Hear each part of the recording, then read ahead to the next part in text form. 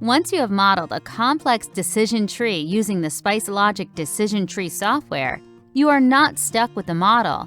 You can freely change the nodes any way you want.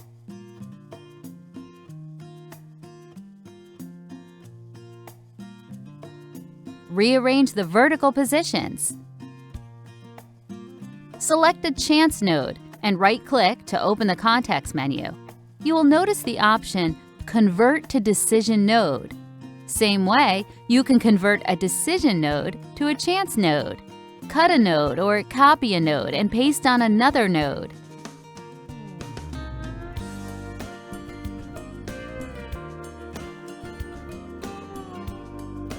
Replace a node with a copied node along with its subtree. Delete a node or its children.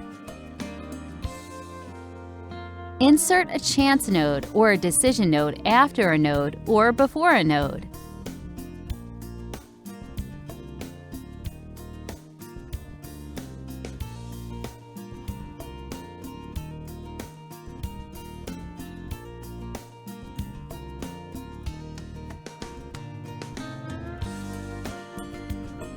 So, the decision tree you make is all yours. Manipulate it in any way you want.